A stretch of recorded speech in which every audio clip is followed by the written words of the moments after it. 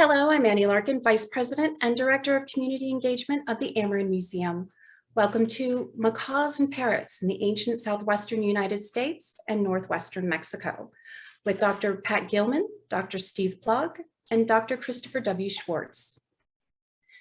Before we begin the program today, I want to acknowledge that Amerind is located in southeastern Arizona on lands where O'odham, Hopi, Oshwe, Yoeme, and Apache families have lived for untold generations, and whose wisdom and traditions live on today in vibrant communities. We are grateful for what all of these communities, rich in history, have to teach us. Thank you to our program sponsor, Desert Diamond Casinos, as well as our members and donors who enable Amerind to provide free online programming and fulfill Amerind's mission to foster and promote the knowledge and understanding of the Native peoples of the Americas through research, education, and conservation. To learn how you can assist Amerind in supporting its mission and programs by becoming a member or donor, please visit amerind.org.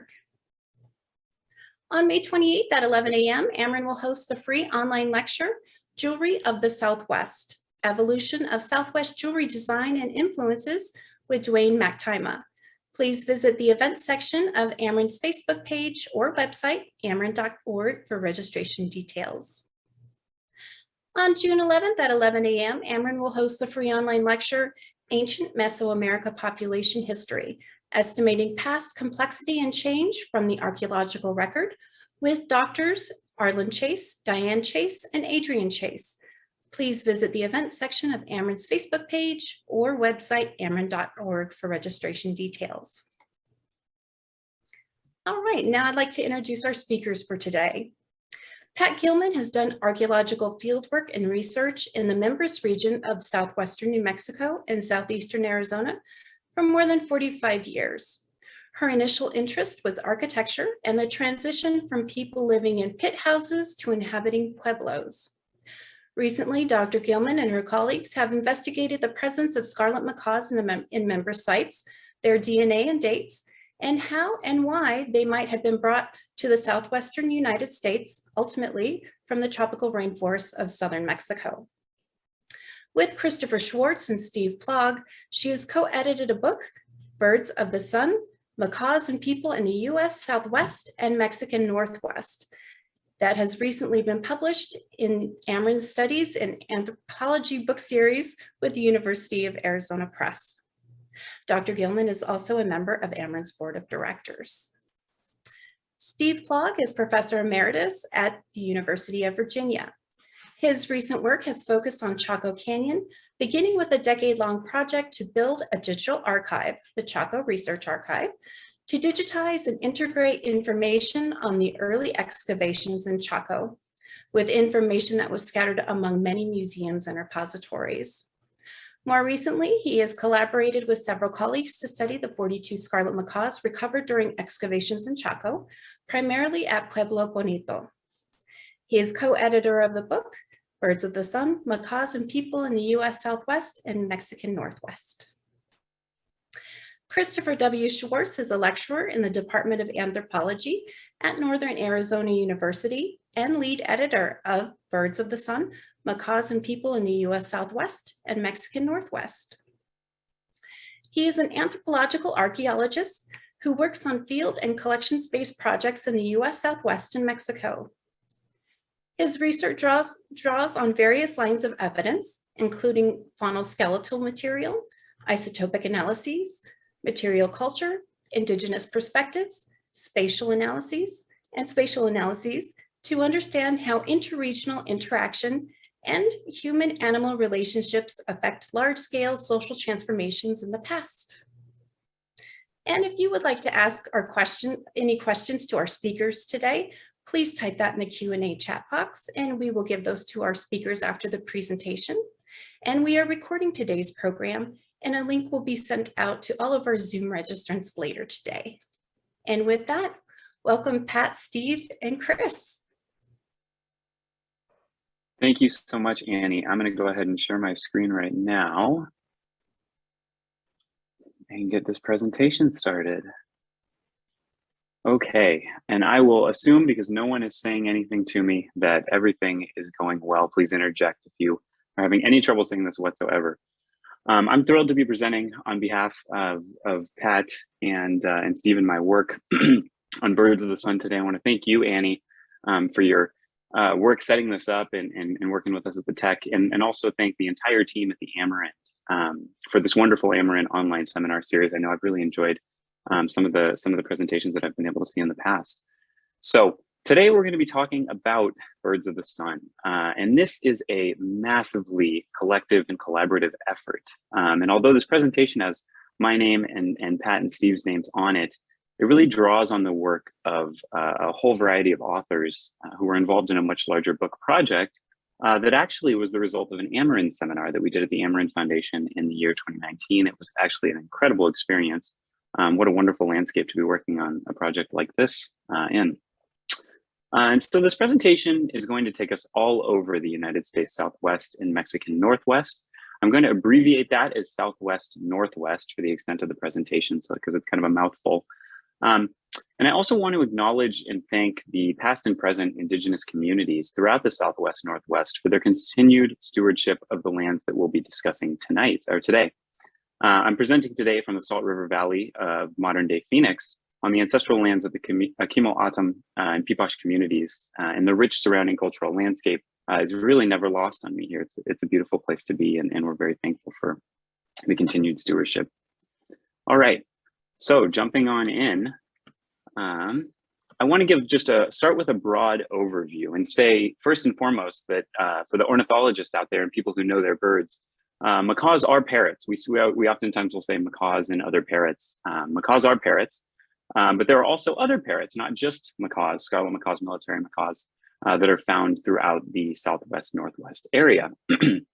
And there are three primary types of birds that we're going to be talking about today. The scarlet macaw, pictured here in the top left of this four square quadrant, the military macaw at the top right, and then the thick-billed parrot in the bottom left right here. I want to also highlight that these, again, are not the only parrots that we see in this area. And this is an example of a white-fronted parrot of the Amazona variety. And so there are various different parrots that we see like this in the Southwest in this area. And of these, scarlet macaws are by far the most common. We have over 700 instances of scarlet macaws. And what we see for military macaws, thick-billed parrots, and other parrots lags far, far behind that.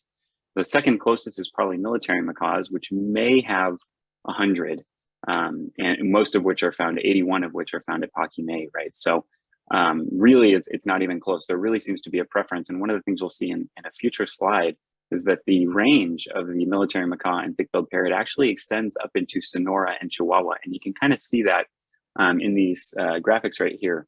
And they follow the Sierra Madre Occidental, following my mouse right here, up into that area, right? So they're not quite as long distance as scarlet macaws will be, which we see are endemic to the eastern Gulf Coast of Mexico and into Central America and South America. So, and we know that live birds, right? We're dealing in, as archaeologists, we're dealing in bird skeletons. So we know that live birds were acquired by people. And we also have a good understanding that feathers were probably also quite important. There's some cave contexts where feathers have preserved. Feathers typically don't preserve in archaeological context, so they'll be vastly underrepresented in what we're looking at. But we do think that that feathers would have been quite important to people living in this region, would have been imported over time. So what is the cultural significance of scarlet macaws, right? Why are they important? Why would you go over great distances in order to get these birds? Well, colors were and continue to be important in pre-Hispanic and in contemporary Indigenous religion and ritual in this area.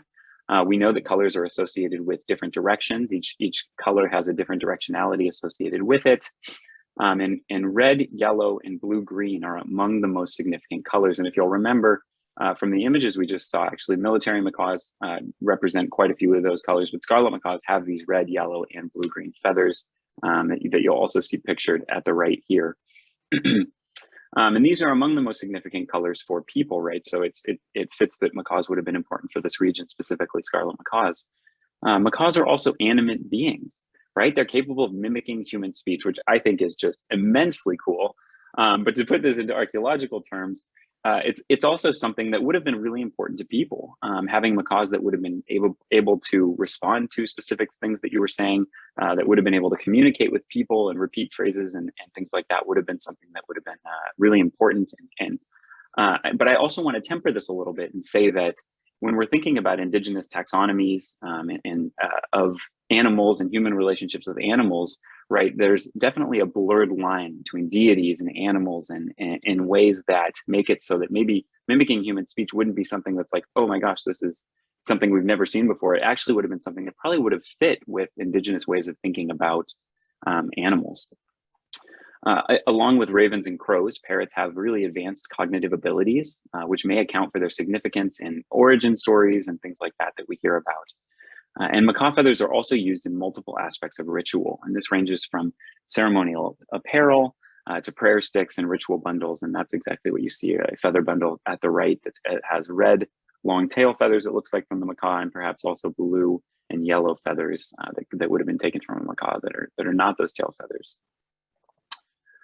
So what about today? How do people think about macaws in the pueblos and the tribal nations that we have here in the Southwest, Northwest area? And we draw on, in thinking about this, we draw on two chapters from this, from Birds of the Sun. One is by Octavius Seotua, who is a Zuni archaeologist and traditional knowledge keeper. And he tells the story of macaw and raven eggs as part of the Zuni origin story. And the story goes that Zuni people arrived at a central place and were asked to choose between a beautiful turquoise egg and a very plain white egg. And from those that chose the turquoise egg hatched into a raven or crow, which moved people out into the lands of the winter. And the scarlet macaw egg the very plain egg hatched to be a scarlet macaw, which took people south into the lands of the summer, the everlasting summer, a very fertile and happy area. Also important in thinking about Octavius's discussion is that the largest Zuni clan is the Macaw clan. It's very important for Zuni people. Macaws and feathers are also important in curing rituals, in specific dances. And Zuni people believe, Octavius states that Zuni people believe that their ancestors who traveled to Mesoamerica were responsible for bringing macaws north to their relatives who remained in the US Southwest as they migrated and then finally settled down at Zuni Pueblo, right? So we see this long-term interaction of people and macaws traveling with people over time. Peter Whiteley also contributed an incredibly interesting and important chapter looking at the intersection of Pueblo myth, ritual, language, and social structure and how macaws figure into this. And he talks about macaws and parrots being pivotal and pervasive in ritual and in the, so not just the social structure, but in the origins of social order. He notes that macaws are aligned with the sun, the direction south, squash flowers, spondylus shells, coral, as well as the color red.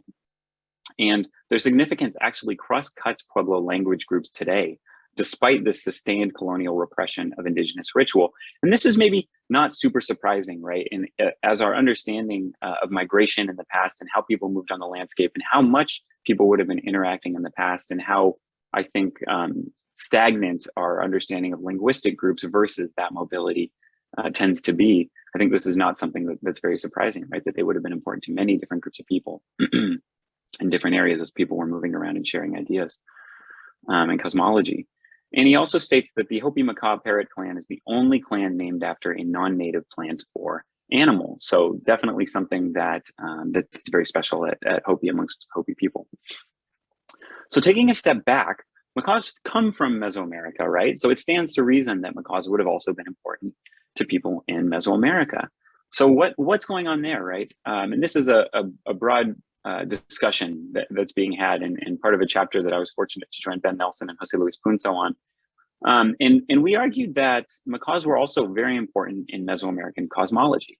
We see ethnohistories and codices that have shown macaws were mythologically important. They were associated with the sun, with fire, and materially important in the use of feathers as symbols of status, which were also collected in forms of tribute, which we know from different ethnohistoric records. We also see macaws depicted in clay, in stone, in painted images throughout Mesoamerica through over thousands of years, very, very long time periods. And you can see here the scarlet macaw depicted with the sun deity as a companion to the 11th day Lord, and it's right here in purple, highlighted the scarlet macaw in that image. So You've heard about mythologically and materially, but what's going on with macaws, actual macaws, right? Do they appear at sites? And this is where you get a little bit lost with what we see in the Southwest, Northwest area. This table depicts every instance of scarlet macaws and military macaws, of any macaws that we have at Mesoamerican sites. And this is thousands and thousands of sites inhabited over many, many years, not arguably, many more sites probably that have been identified here in the Southwest, Northwest, right? And these sites range all the way from northern Mexico into Central America. And this is it, just a handful of birds, a couple found in very early times in the formative period. You see military macaws found in these bell-shaped pits, perhaps dedicatory in nature. At Copan, a Maya settlement, you see two indeterminate macaws and dedicatory offerings. In the Valley of Oaxaca, again, at Lambayeque, you have one instance of a macaw in the late classic period, so moving a little bit closer in time around the 500, 600 CE or AD. We see military macaw. At Hohokam, this is much later in the late classic period, or into the epiclassic period, right around 600, 700. We see an indeterminate macaw found in a refuse context. And then as we get into later, the late post-classic, much more recent times, 1300s, 1400s, we see two scarlet macaws at the Vista Hermosa, the only instances of confirmed scarlet macaws in Mesoamerica that we've been able to look at. And then a handful, well, maybe perhaps more than a handful, right? 13 or more indeterminate macaws and offering caches at Tenochtitlan, the capital of the Aztecs in the central basin of Mexico. Now, interestingly, these are the two areas, West Mexico and the Huasteca region of the eastern Gulf Coast, where we think macaws would have been transported, right? The Huasteca is where the natural range of macaws are, and West Mexico is an area we see things like cacao, as well as ceramic traditions, red on buff pottery, and cylindrical vessels and things like that, moving up perhaps into the Southwest area. Interestingly, only one site yielding two macaws is found within either of these regions, right? So many of these birds come from have been found in the Maya region. Here's Copan all the way down here in central Mexico, the central basin of Mexico. So they don't really even seem to be in the areas that we most associate with the long distance transport of ideas, or just the diffusion of ideas and materials from parts of Mesoamerica into the Southwest, Northwest area. So certainly there seem to be different things going on here, which begs the question, right? What are our key research questions? What then can we look at in the Southwest, Northwest to learn more about cosmologically how macaws figure into how people are thinking about the world and what their role is in life, in daily life for people? So these are the questions that we wanted to hammer out in looking at birds of the sun, right? Where and when were macaws and parrots present in the Southwest, Northwest, and Mesoamerica? They don't seem to be present in every place in time. Can we do some radiocarbon dating to better understand what time periods they show up in? What factors might explain the episodic distribution in time and space? And then what do archaeological context and skeletal completeness, right, identifying whether we have a whole bird, a partial bird, or just a few bones, suggest about how these macaws would have figured into people's lives, right? Is this similar throughout the Southwest, Northwest? Is it different? Do we have different placement in sites? Do they show up in the same contexts? What's going on with the final depositions? Do they have associations with people? Or are they kind of doing their own thing? And then finally, what do isotopic analyses, looking at the diet as well as the locations in which macaws were raised? I won't get into the nitty gritty about these isotopic analyses, just the results and what they mean about what macaws were eating. Were they being hand-fed by humans, or were they eating a diet more consistent with wild fruits and nuts and things like that macaws would be eating in the wild? And were they raised in the locations where we find them deposited? And then what does DNA sequencing suggest about where the macaws were required, and whether there were breeding centers in the Southwest, Northwest? Can we get an idea of how related these macaws were and what that might suggest about where they came from and how they were being distributed throughout the Southwest, Northwest? So just to look at some of the broad patterns, just to start, the Casas Grandes region in Northwestern Chihuahua, highlighted here, has the largest frequency of macaws. And this is scarlet, military, and indeterminate macaws, as well as substantial evidence for breeding. And these take the place of, or appear in adobe macaw pens, eggshell, a whole range of ages for the macaws of breeding age, and so on and so forth. So we see up to 500 macaws recovered from context dating between 1250 and 1450.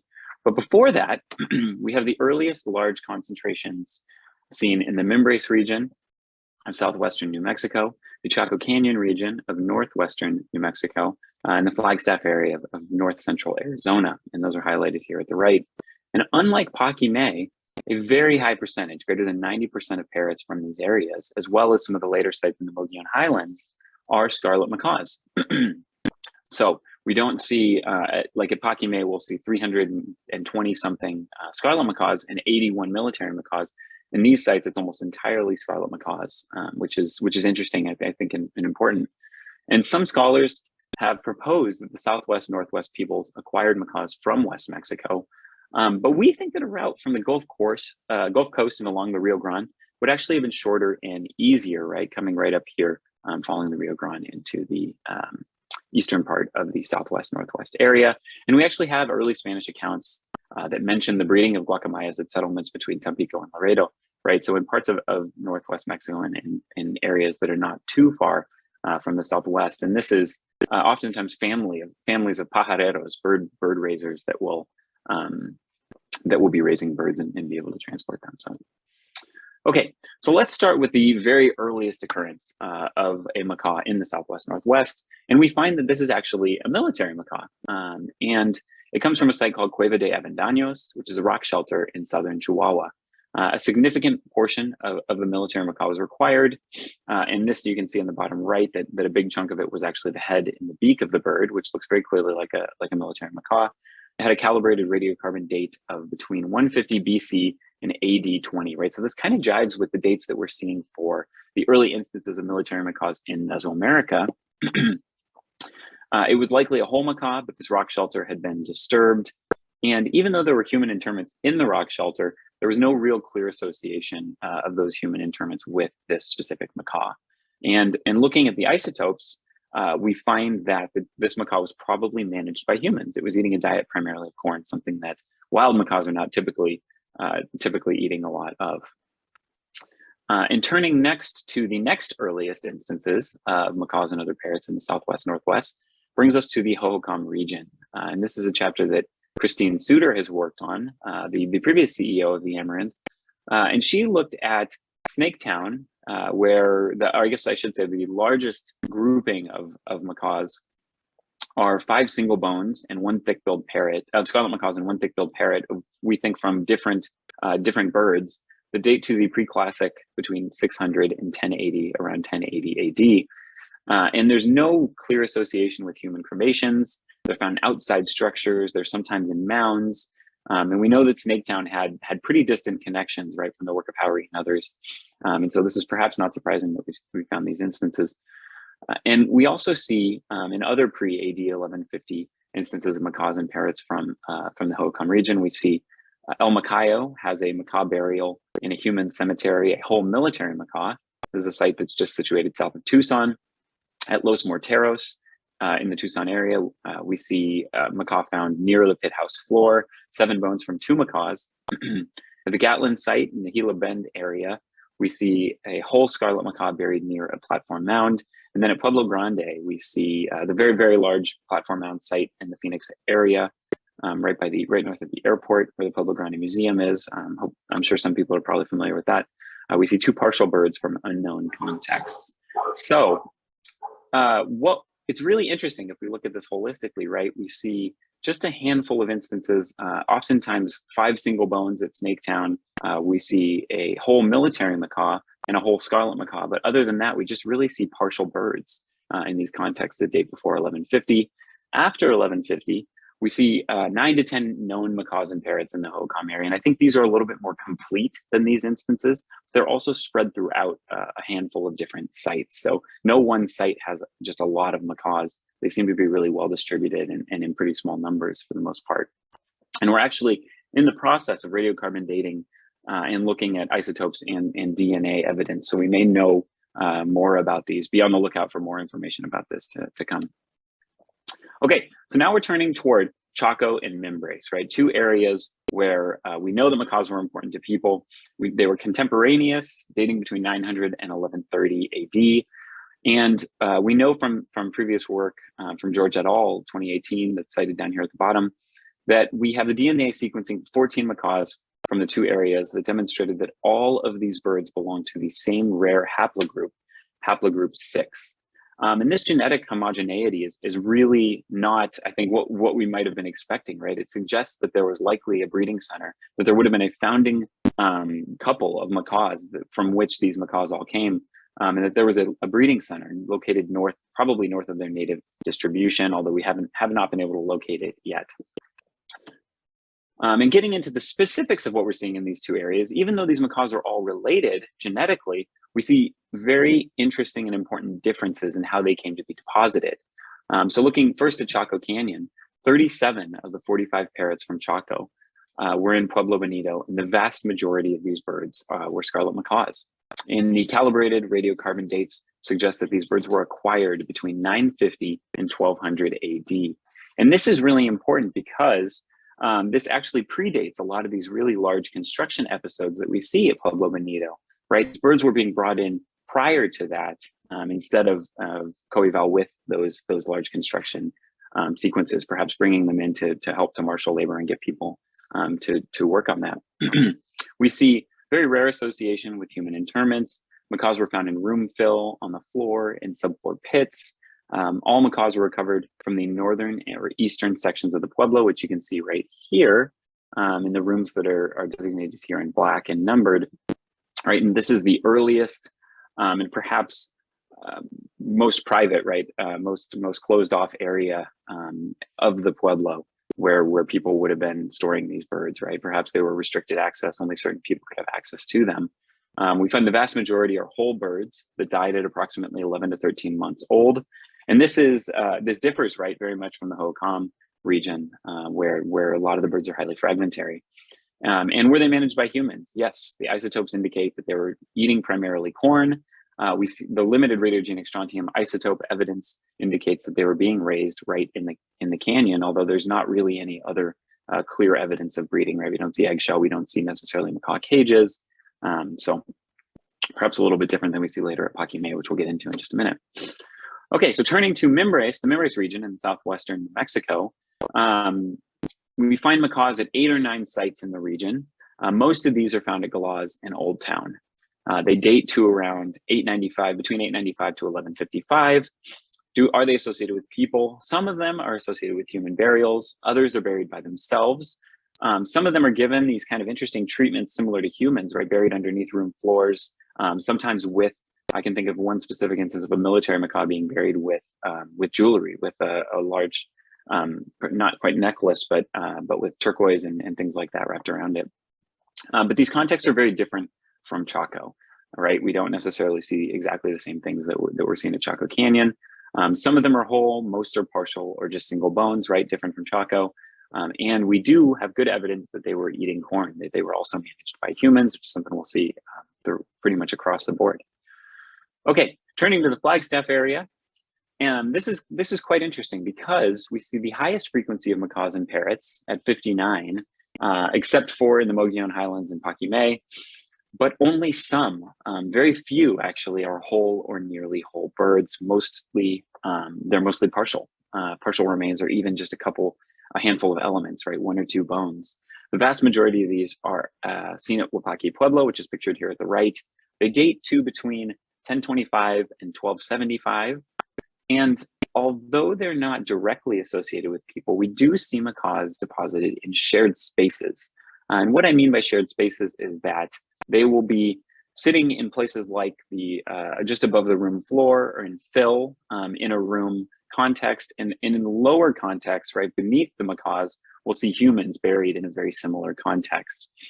Some of these macaws were buried with artifacts. Some of them were treated like humans. They were wrapped in this rush matting that's described as something that actually dogs and humans were also given very similar treatments. And these contexts actually are somewhat similar to Chaco.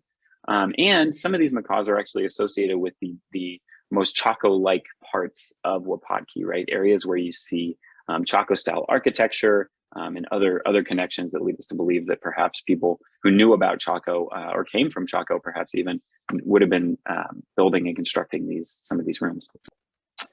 So Were they managed by humans? What we find is that they were raised locally. The strontium isotope evidence suggests that they were raised locally. And we have such fine-grained evidence of this that we actually been able to sample birds from Nalakihu, another site that actually has quite a different strontium signature from the birds we've seen from Mopaki. So we have a really good evidence that they were probably eating a similar diet and raised and deposited right there in the Flagstaff area. Okay, turning to the Mogollon Highlands, the Mogollon Rim area, we see at least 77 macaws and parrots, right? This is the largest grouping of macaws and parrots north of Paquimé. And these come in whole birds, partial bird burials, as well as single bones. They're clustered in 4 large pueblos, the Turkey Creek, Point of Pines, Canishpa, and Grasshopper Pueblo. They date between 1240 and 1400, right? About the same time that we see for Paquimé. And it's interesting because we see kind of a different use of macaws at this time, right? There's a focus on ritual disposal. We see dedicatory offerings located below structure floors and in plazas. We see offerings in termination rituals and generally in communal ritual places, right? Places where people would have come together and could have gathered for these different kinds of events. Were they managed by humans? This is something that is kind of an active question and that other people are working on and that we and other people are working on. So expect to hear more about this in the near future. Okay, and finally, we turn to Paquimé, right? The hub of not just long distance exchange and materials and objects being brought up from parts of Mesoamerica, but also the hub of macaws, of course, and birds generally. And Charmian McCusick estimated that 503 macaws would have been found at Paquimé. And Mike Whalen contributed a chapter to Birds of the Sun that actually suggests that this count might be much lower, somewhere around 329 perhaps, which has started to lead us to look into, what can we use minimum number of individuals and other zooarchaeological techniques to kind of refine this and get a much better estimate. Regardless, we see far more macaws at Paquimé than we see in other places. By Charmian McCusick's count, most are scarlet macaws, 328, I believe. But there were far more military macaws than at any other site in the Southwest Northwest at 81. So far, far more. Where were they found? Except for one macaw from a smaller site, all of these came from Paquimé. The date, like I was saying before, between 1250 and 1450. They are, and this is perhaps the most amazing and impressive thing, right? Were they associated with people? They were buried singly by themselves. They were buried in paired sets of military and scarlet macaws. They were buried in circular arrangements where military and scarlet macaws were, based on their color significance, placed in different parts of these circular arrangements. Sometimes they were headless, decapitated prior to their burial. Sometimes they were not. Sometimes they were buried with people. Sometimes they were buried with groups of people and not just a single individual. Really, in any kind of context you can imagine, we see scarlet macaws at Paquimé in large groups in plazas, especially Plaza 312 in the House of Macaws, just pictured right here at left. So everywhere you can imagine at Paquimé, we see scarlet macaws. Were they managed by humans? They, like other macaws in the Southwest Northwest, have a diet based almost entirely on corn, I think 80%. And most of these were raised locally. The strontium isotopes suggest that they were probably mostly raised locally. But interestingly, there's some variation in how they were raised. And this is really fascinating. Some of the strontium isotopes suggest actually that these macaws could have come from parts of Mexico, could have also come. Some of the strontium isotope values are so high that we think that at least one of these macaws probably came from the northern Southwest. So even though, right, Paquimé is supposed to be this hub where people were bringing things from the south to the north, we have at least evidence of one macaw that came because the strontium values are so high, unlike anything in Mexico, that probably came from the north down south. So there's more variation there, but I will say they were primarily raised at Paquimé. Okay, so reflecting on this, we've covered a whole lot of material. Reflecting on this, what have we learned, right? Macaws, in turning back to our research questions, we see that macaws were not present in every time and place. Why is that? Well, when we see them present in large numbers, we have strong associations with aggregation into larger pueblos, people aggregating in ways they haven't before, transformations in the social landscapes, which is something we're kind of still trying to wrap our heads around. But this idea that socially things are changing for people and that macaws seem to be adapted either prior to those changes or to facilitate some of those changes, perhaps. When we see them at small sites, there's often a large site with numerous macaws nearby. They don't usually appear in isolation. Interestingly, we have no macaws located north of Arizona and New Mexico, even though we have feather bundles and macaw apparel found in southeastern Utah. And even though Chaco and great houses exist in southeastern Utah and southwest Colorado, right? So macaws don't map directly onto the expanse of great houses in this area. And notably, you might have noticed that one large region, we can talk about it all today, is the Cibola region, the Zuni region, where we see no evidence of actual macaws being buried, but we do see macaws appearing in imagery, in ceramic motifs, in rock art and things like that, in all kinds of different contexts, right? So they would have been important to people, but perhaps the procurement of these actual birds is something that might not have been necessary. We see that they're not necessarily tied to elites, but perhaps they are in some places and times, right? And we highlight here specifically Paquimé, where we see macaws buried with large groups of macaws buried with specific people who must have been, who we think were probably important, perhaps elites, perhaps had knowledge of how to raise macaws, how to keep macaws. At Chaco Canyon, we see that they were limited to the very early northern and eastern part of the Pueblo, and the Great House, excuse me.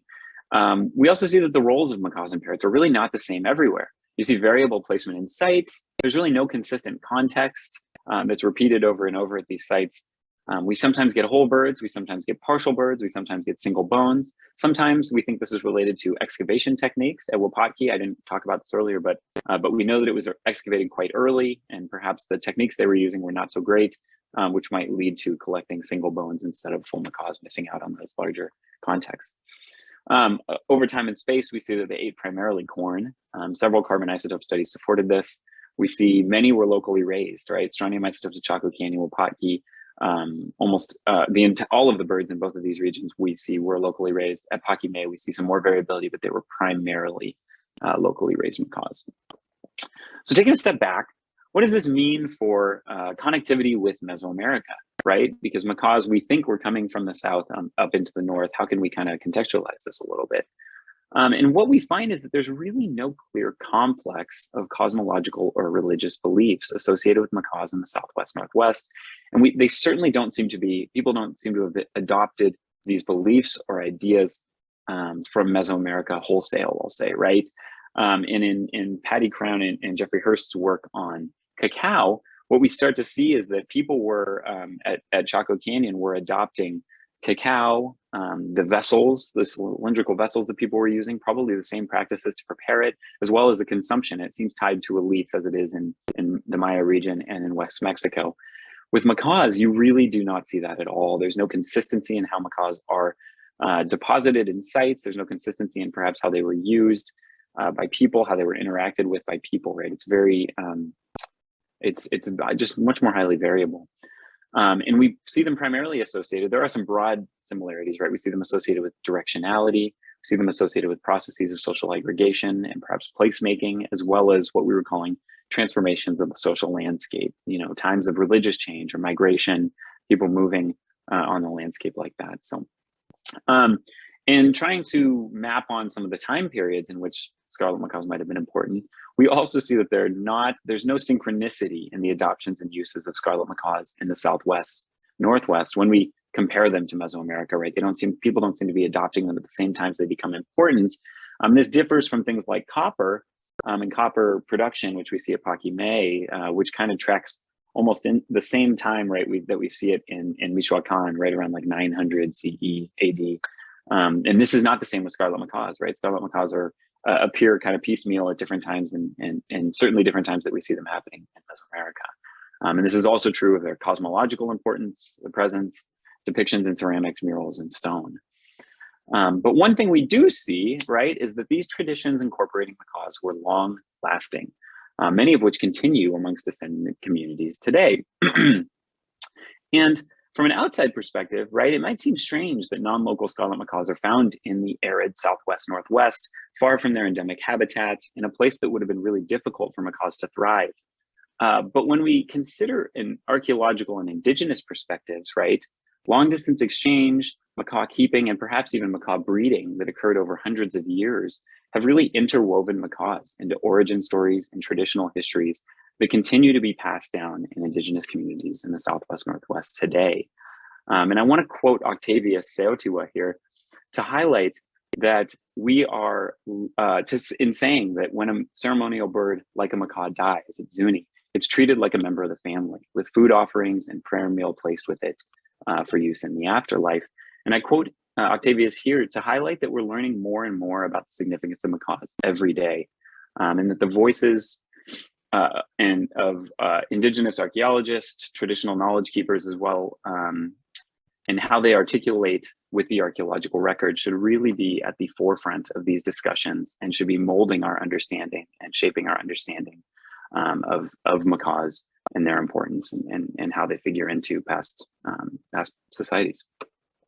Okay, so thank you all for listening. I want to say I want to do acknowledgments to the following people and organizations. Obviously, the Amerind Foundation was completely instrumental in making this happen. We would know none of these things if it weren't for the Amerind Foundation, Christine Suter, Eric Caldall, who supported the seminar that led to this research and book. And Christine Suter actually was our series editor, who was just an incredible help on all of this. I want to obviously also thank Annie Larkin for her work on this and organizing this and with the technology. A huge thanks to Allison Carter and the team at the University of Arizona Press. Without the excellent contributions of the authors listed herein, as well as far more, there were a bunch of people I didn't even get to talk about today in chapters. This volume would have been impossible. So I highly, highly encourage you to go check it out if you can. Birds of the Sun is available now through the University of Arizona Press. It's a wonderful book. Like I was saying, we only touched on a handful of the chapters that are in there. There's so much more, many of which are really, really interesting in pushing the boundaries of what we understand about macaws, animals, and social transformation in the past. So with that, I'm going to unshare my screen and call back my collaborators and co-presenters and Annie so that we can field some questions, I hope. Thank you so much, Chris. And I do want to mention to all of our Zoom registrants and the email that will have the link to the video, we will also have a link to the University of Arizona Press and Birds of the Sun. All right, we do have quite a few questions. Our first is, you mentioned scarlets, but what about hyacinth macaws? That's a great question. Pat and Steve, is it okay if I take this one? Yep. Sure. Okay. So to our knowledge, we do not have any evidence for hyacinth macaws in the Southwest Northwest. We know this. I want to talk about how we know what we know also, because I think this was really important.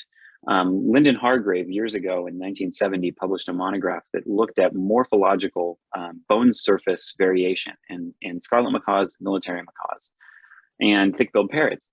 And he used this and he basically went around and collected all of this information about macaws throughout the Southwest and used that in what he had learned about these bone morphological differences to determine whether they were scarlet macaws or military macaws. And sometimes because it's specific parts of the bone and specific bones that you might not have, he said they were indeterminate macaws.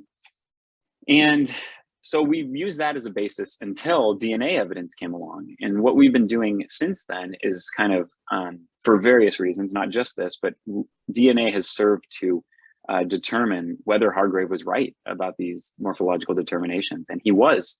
We're finding more and more that he was almost always right. I don't think we've proven him wrong yet.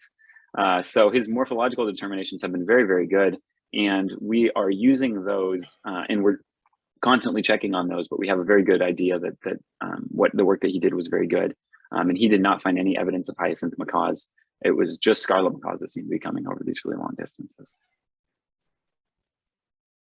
Was it common for scarlet macaws to be companion animals to peoples in the Southwest? And if so, are there any insights as to what scarlet macaws and possibly other parrots would be used for? That's a great question. I can touch on this really briefly. I'm sorry, I want Pat and Steve to talk too, but there's a really incredible oral story, oral tradition that was passed down, and Jim K1 Waitewa, a Hopi man, told the story of a Macaw clan elder who was buried with. The story was passed down, I guess, for generations, and it's published in the journal Plateau, a very small journal from the Museum of Northern Arizona, I think. And he tells the story about this important Macaw clan elder who traveled to the east and then back to the west, came to be deposited or passed away near Wapatki, and was buried at Wapatki with his scarlet macaws and with his dogs. And that he had traveled with the scarlet macaws and traveled with the dogs over very long distances. And this oral tradition was verified in the archaeological evidence. At room 35 at Wapatki, we find evidence of an individual, some bones from a human individual, as well as scarlet macaw remains from two and more actually scarlet macaws and two dogs, young dogs that were also buried. And they're all given treatment, very similar treatment, buried in this matting that we often see humans and animals and dogs and macaws, excuse me, not all animals, buried in. And so it seems to be that they were, I would argue, in certain times and places, could have certainly been companion animals, and would have traveled with people. And I see a companion animal actually in the back of Steve's screen as I'm saying this. But yeah, there does seem to be some evidence. And if you two want to build on that, please. Well, I would just say that, when you look at the incredible number of archaeological sites in the Southwest, a very small percentage have macaws. Now, that doesn't mean that they didn't have knowledge of macaws, that macaws were important in their origin stories, that other kinds of things that Chris has talked about were important, religiously and cosmologically.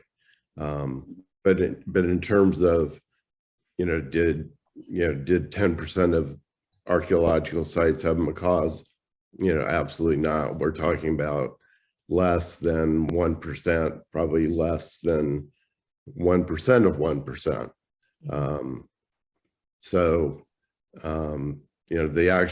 The physical presence of macaws is unusual.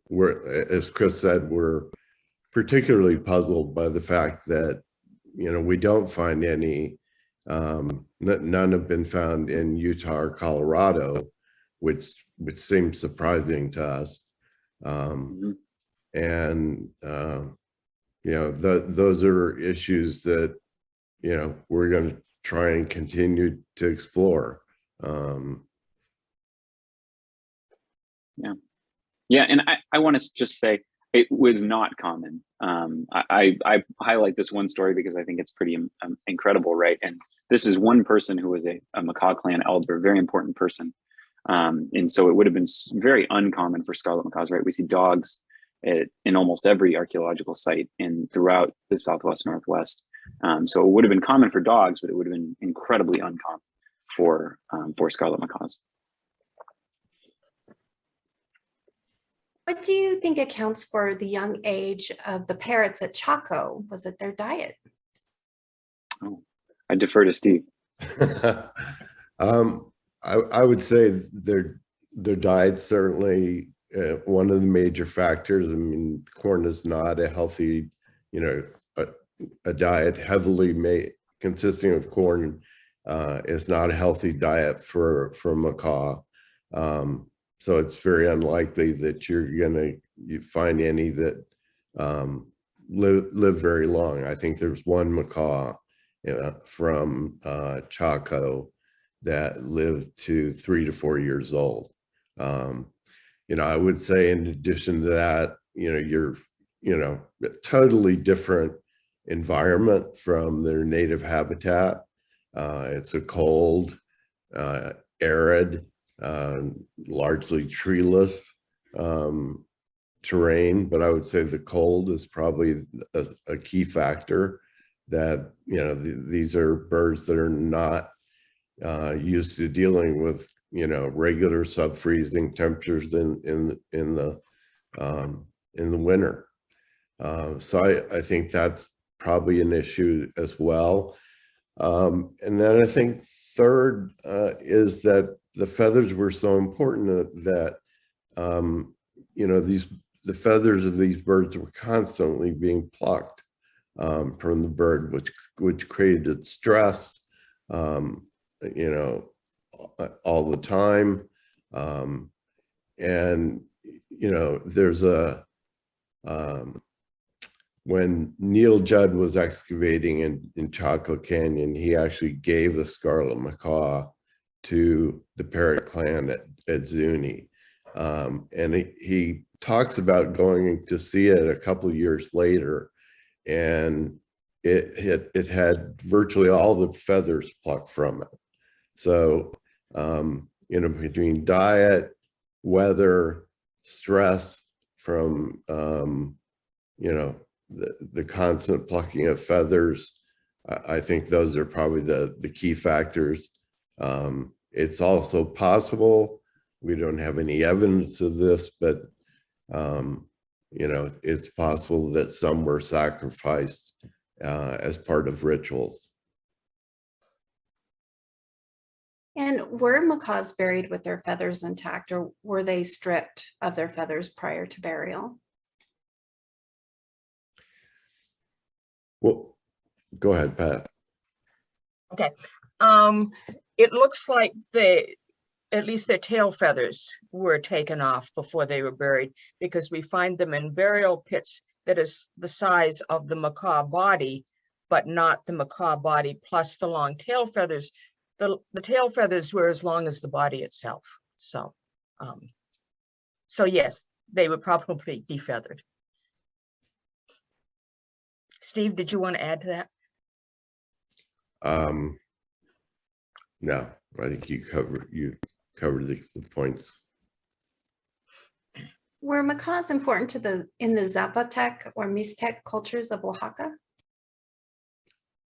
Yes, and I'm having a tough time remembering. In the chapter we kind of highlight more of what we know about macaws throughout Mesoamerica in different times and places. But I want to say the very short answer to that question is yes. The much longer answer to that question is that I can't remember exactly, but I do believe the macaws appear in stone sculptures in Oaxaca, as well as in some ceramic representations. And I'm sure they probably also appear in pottery and things like that, but I cannot remember right off the top of my head. My apologies.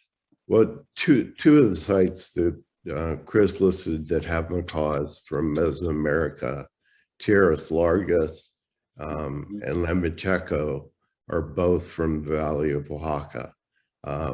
Tierras Largas is, you know, probably Zapotec, but it's dates to 1000 BC. So, you know, we are absolutely certain that Zapotec people as an identifiable group had evolved at that time. But the one from Lambacheco is much later and is almost certainly Zapotec. So, you know, there are, I think, 3 birds, a minimum. And as Chris said, they appear, I think, in some of the carved stone monuments at Monte Alban and a few other places. Are there signs of natural or human influenced hybridization? Steve, do you want to talk about that in terms of genetic evidence? I mean, that's a hard question to answer, because so far we've only looked at mitochondrial DNA, which is the DNA that would have been passed on from the mother. So I don't think that genetic evidence would have revealed any kind of hybridization. The work we're still in the process of doing, we're trying to go beyond the mitochondrial DNA to get more complete DNA profiles of at least some of the birds. And when we have that, we would be able to answer that question, you know, more definitively. I mean, my guess is, you know, north of Paquimé, that it's unlikely because of the low frequency of the birds. You know, if it occurred anywhere, it was probably at Paquimé.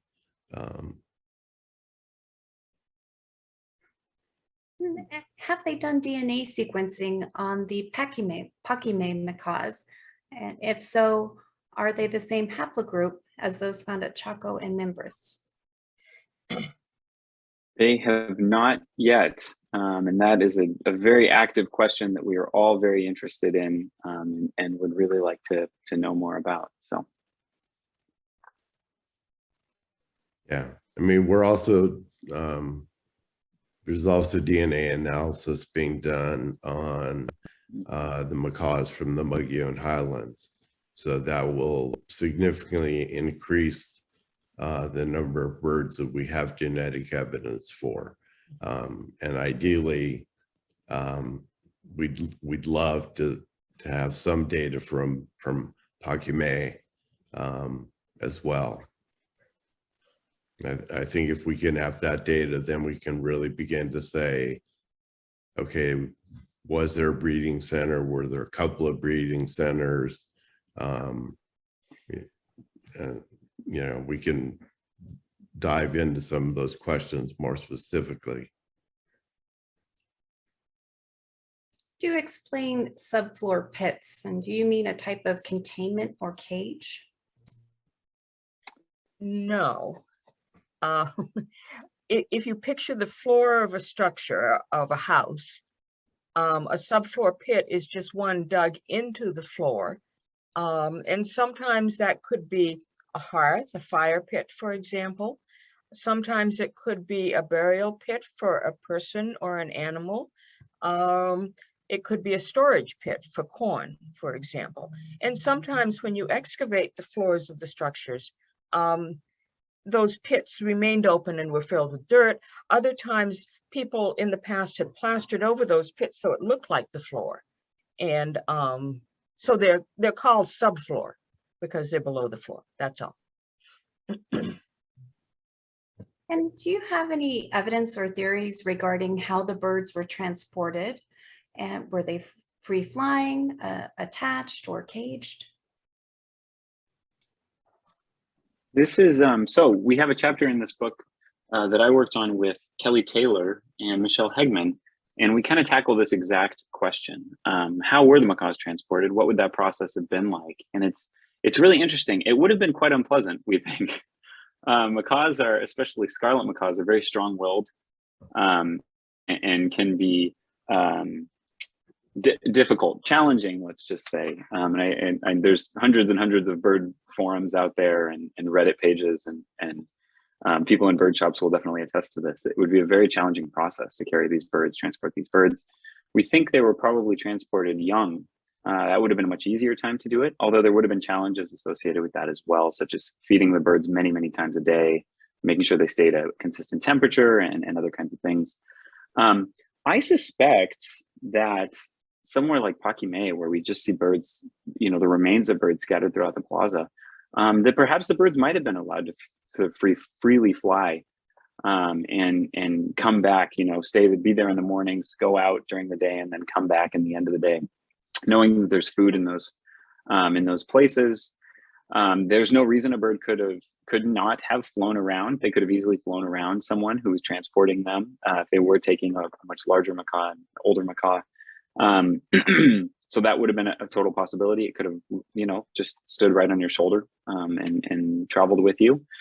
Although the size, you couldn't have taken many, right? Because they're pretty big. But again, getting back to macaws being kept at a place like Paquimé, they could have flown freely. They could have, we could be looking at a site like Paquimé and seeing just a plume of macaws flying overhead, right? What a different vision that would be of how we kind of understand archaeological sites today, right? How much that must have separated Paquimé from other places, or how much that could have separated Paquimé from other places that didn't have macaws, and wouldn't have seen that. That wouldn't have been what people experienced. I think would have been really, really important, and a massive part of placemaking, right? How you differentiate your area from other places. How do you get people interested in living there, and how do you express and have power and authority in certain kinds of ways, cosmologically and otherwise. So I think macaws figure in. I am particularly interested in them, and I suspect Pat and Steve feel the same way because of how they fit into all of these different things, so or facets of life. You note that there is no complex of cosmological and religious beliefs associated with macaws that was adopted from Mesoamerica.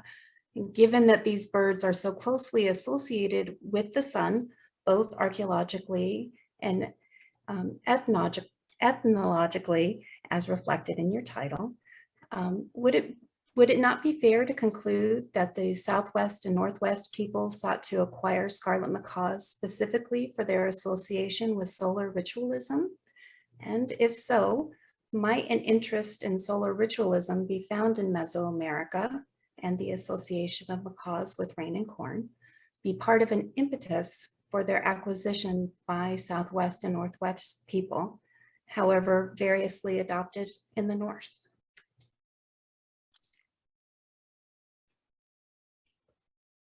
What? Go ahead, Pat. To me, even though they might be birds of the sun, which we can't demonstrate archaeologically, it's a snappy name, but we can't demonstrate that archaeologically. The fact that they are buried in such different places, you know, Chaco, Mimbres, Paquimé, Hohokam, they're treated so differently in each of those places. It suggests that there is no set of beliefs about scarlet macaws that is common to those areas. Now, maybe there's some overarching broad thing that, yes, they're birds of the sun. But within that practice, then there's nothing that unites them. This was a surprise to us. We really expected everybody across the Southwest, Northwest to be treating these birds the same, and they aren't. Either of you can augment that? Well, I just say that, you know, solar ritual, or some aspect of solar ritual is common in a wide range of rituals in the Southwest. I mean, I'm not as knowledgeable as of Mesoamerica, so I can't speak to that. But I don't think there's anything unusual about solar ritual that might have been brought up to the Southwest at the same time or related to the acquisition of macaws.